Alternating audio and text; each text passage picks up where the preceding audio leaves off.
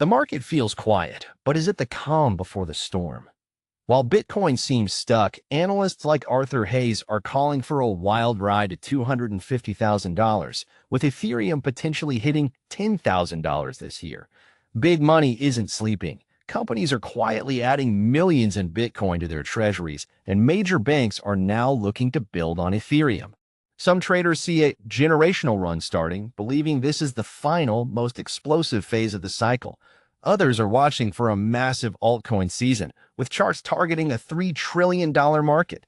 Is this your last chance to get in before everything takes off? Or is this just another bull trap? The signs are all pointing to something big happening very soon. In the latest video from Altcoin Daily, co-founder of Chainlink, Sergey Nazarov, sits down to talk about the project's big new announcement and his predictions for the crypto market. He introduces the Chainlink Strategic Reserve, a new initiative where revenue from both on-chain and off-chain enterprise deals gets converted into Link tokens and held in a reserve. Nazarov says they've already created hundreds of millions in off-chain revenue, and this new system provides clarity on how that money benefits the Chainlink ecosystem. This reserve is for the long-term health of the network and won't be used for several years. It's one thing to hear a founder talk up their project, but Sergey Nazarov's vision for Chainlink feels increasingly grounded in reality. His idea of Chainlink becoming the system of transaction for the traditional finance world isn't just a future hope. It's happening in plain sight. We're already seeing major players like Swift and the DTCC using Chainlink's technology to connect to blockchains. This context makes the announcement of a strategic reserve feel significant. It's not just a tokenomic tweak, it's a direct mechanism to capture the value from these massive enterprise deals he's been talking about for years. His analogy of moving from a horse and buggy to a car seems pretty accurate for where the financial system is. While everyone is watching the shiny new car's blockchains, Chainlink is quietly building the essential infrastructure, the roads, the traffic lights, and the gas stations that will actually let them go somewhere. The whole discussion makes it clear they're not just playing the crypto game, they're aiming to be a fundamental layer of the next financial system. In the latest video from the Crypto Rover channel, the speaker reveals he's up about $55,000 on a recent Bitcoin long position. He believes the market is in its final stage where the biggest gains are made. He points to an inverse head and shoulders pattern on the Bitcoin chart, which recently saw a successful retest of its support line. A major factor to watch is the upcoming jobless claims data, which he expects will introduce a lot of volatility. It's interesting to hear such a confident and specific price target for Bitcoin. The speaker's analysis leans heavily on technical patterns and liquidity, which is a common approach for traders. His bullishness on Ethereum lines up perfectly with the broader market anticipation for the spot ETH ETFs. The SEC has approved the initial filings, and the market is just waiting for the S1 forms to be finalized, which could happen within weeks. This is a massive external catalyst that supports his technical view of Ethereum potentially outperforming Bitcoin. While his $137,000 Bitcoin target seems aggressive for the next 2 months, the idea of a final, volatile push to end the cycle is a popular theory. The market does feel like it's coiling up for a big move, but whether it's straight up to those levels or after more sideways action is the big question. In the latest video from the Crypto Tips channel, the host starts with a wild story about a man named James Howells, who, after a decade of searching a garbage dump, has finally given up looking for a hard drive containing about $1 billion in Bitcoin. The host then moves on to news that China, according to the FT, is set to launch its first crypto stablecoin, which he immediately identifies as a government-controlled CBDC. He warns his audience to be wary of anyone excited about stablecoin regulations, saying they don't grasp how governments operate.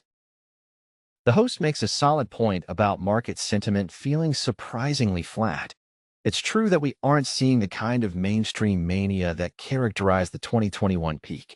However, this cycle feels different for other reasons. The introduction of Bitcoin ETFs has brought a steady stream of institutional money into this space, which acts more like a slow, consistent tide than the frantic retail wave of the past. This could mean the blow-off top might not be as explosive or could be prolonged over a longer period.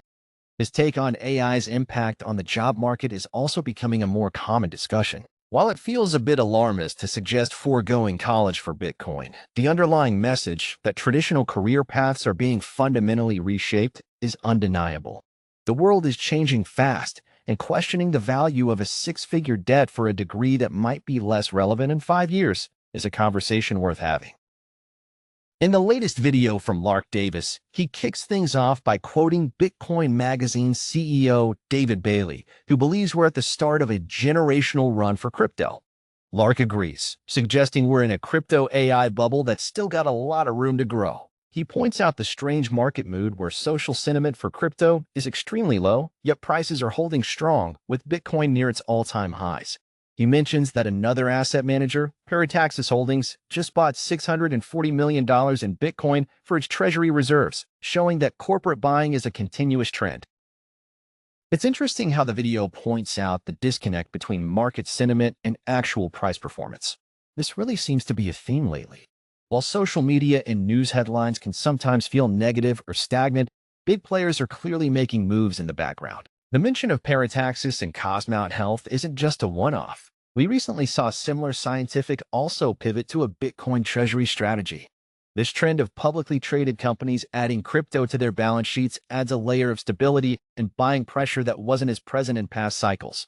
Tomley's very public bullishness on Ethereum also feels significant. When a well-known Wall Street analyst makes such a bold call for a $16,000 ETH, it's not just for clicks. It signals to other institutional investors that this is a serious asset class.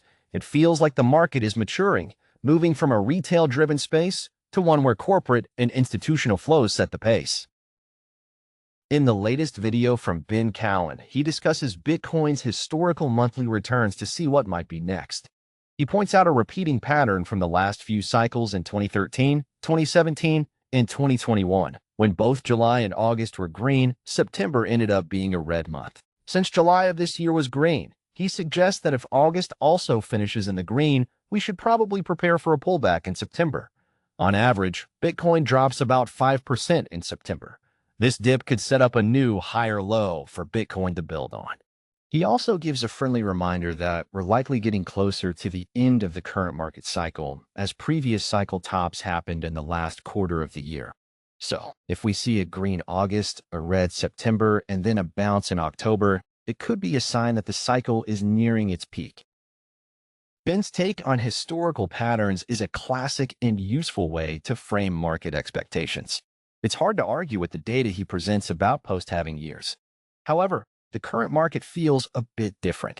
The massive inflows from spot Bitcoin ETFs have introduced a new, powerful variable that wasn't present in previous cycles. These institutional flows seem to react more to traditional economic data, like inflation reports and Federal Reserve interest rate decisions, than to crypto's internal seasonal cycles.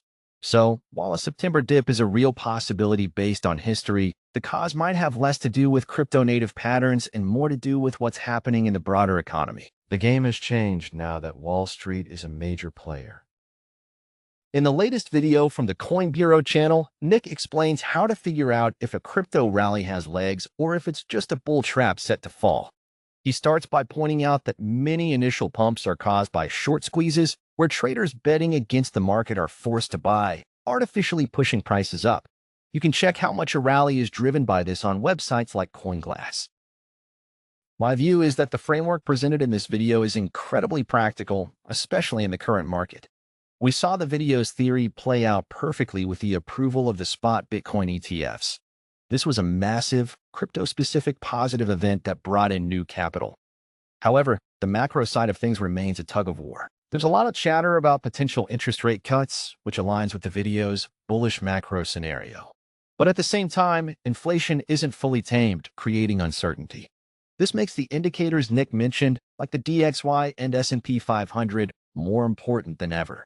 They act as a real-time gauge of institutional confidence. We're in a situation where crypto's internal drivers are strong, but they are constantly being tested by the shaky global economy. In the latest video from DataDash, Paul Sampson explains that the current sideways, boring crypto market is actually the perfect time to prepare for the next big move. He believes the real action is going to be with altcoins, even as he sees Bitcoin heading for the $130,000 to $140,000 range. He points to two main charts that support his idea of an upcoming altcoin rally. The first shows the total altcoin market cap in a massive cup and handle formation, targeting a move up to $3 trillion as long as it stays above the $1.33 trillion level. The second is the ETH Bitcoin chart, which he says has formed a 6-year bullish reversal pattern that's already in motion and could take a year or more to fully play out. It's interesting to see this analysis because it lines up with a lot of the broader conversation happening in the crypto space right now.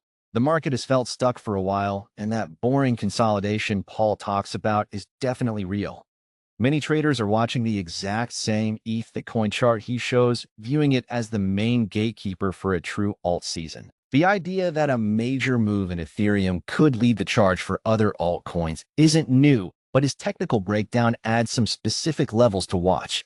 The narrative is heavily tied to the real-world flow of money into new spot Ether ETFs. If those products see strong inflows, it could provide the spark needed to break the technical patterns he identified and start the kind of capital rotation into altcoins that he's anticipating.